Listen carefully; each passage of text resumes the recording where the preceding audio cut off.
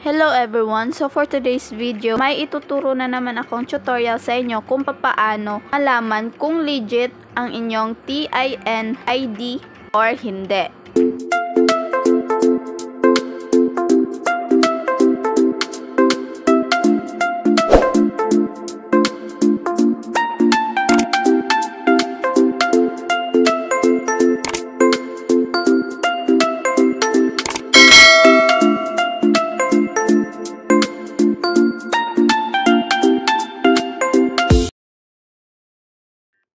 So, ang una nating gagawin ay pumunta lang tayo sa ating browser at i-type natin dito na www.bir.gov.ph. After that, pag nandito na tayo sa BIR website, make sure lang po na makikita natin itong robot na nasa lower right side ng ating screen. So, kapag hindi ninyo ito makita, i-refresh or i-reload ninyo ang inyong browser. So, pag nakita na ninyo, i-click lang natin ito, si ReviChat. Ito po yung makikita natin. Nandito po yung chat box ni Revi.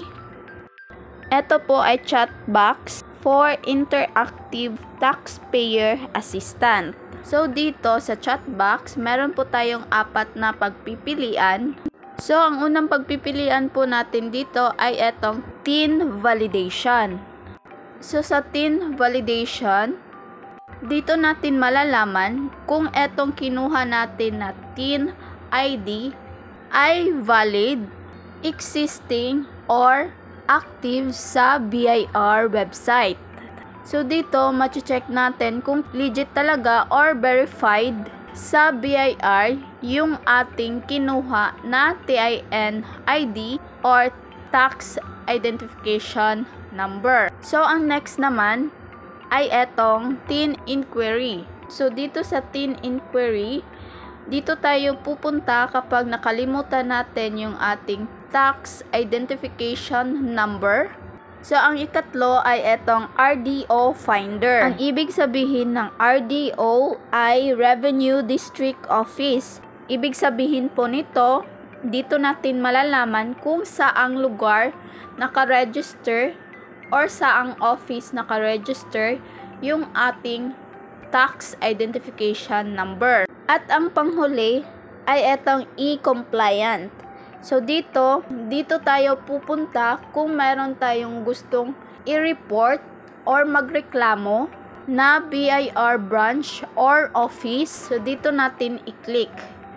So, since nandito tayo para i-verify natin kung talagang legit yung ating TIN ID or Tax Identification Number, i-click lang natin itong TIN validation. So, bago tayo mag-proceed, reminders lang po na ang chat Revi or ang kanilang agent ay available lang ng mga working days.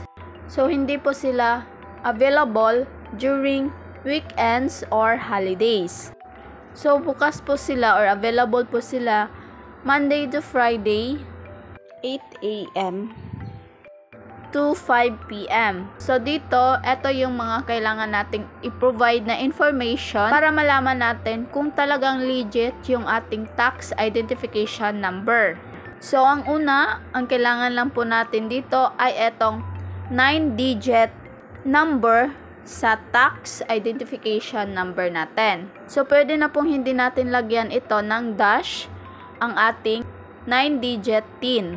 Then, yung 3 0 na nasa dulo, pwede na po nating hindi isali dito kasi 9-digit number lang po yung hinihingi sa ating TIN. Then, ilagay lang po natin dito yung ating first name, middle name, and also our last name. Then, mamimili lang po tayo dito kung tayo ay male or female. Then, ilagay lang po natin dito yung ating birth date in a form of month, day, and year. Then, make sure na i-double check natin kung tama yung pagkakalagay ng mga information dito sa ating TIN. Kasi kapag merong isang mali dito, ay hindi babasahin or hindi ma-identify ni BIR yung ating tax identification number. So kapag okay na at sakto yung ating information na nakalagay dito, i-click lang po natin itong submit form. So ito na po yung ating result. Nakalagay po dito na please be informed that the TIN provided is valid and registered under RDO 090 Maasin, Southern Leyte. So dito nakalagay kung saan nakaregister yung ating tax identification number. So ibig sabihin lang nito na yung ating TIN na hawak ay valid or active sa BIR. So kapag ito po yung lumabas, we regret to inform you that we cannot process your request because the information you provided does not match the records on our database. You will now be logged out from this conversation. However, you may inquire again once you can provide a valid information. So, ibig sabihin po nito ay hindi nila makita yung information na inilagay mo or provide mo sa iyong tax identification number. So, ang ibig sabihin lang po nito ay invalid or peke yung ating tax identification number na hawak natin. So, ang gagawin lang po natin dito ay etong pang-apat na option kung saan pwede po natin itong i-report yung Facebook page kung saan ka kumuha ng iyong TIN or tax identification number, para hindi na sila makapangloko ng ibang tao.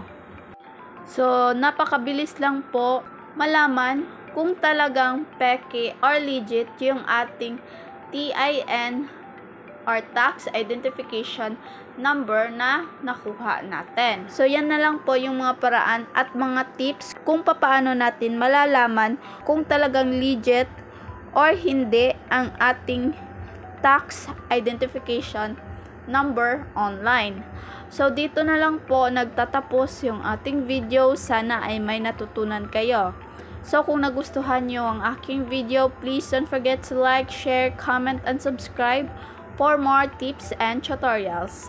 Thank you for watching. God bless and bye-bye!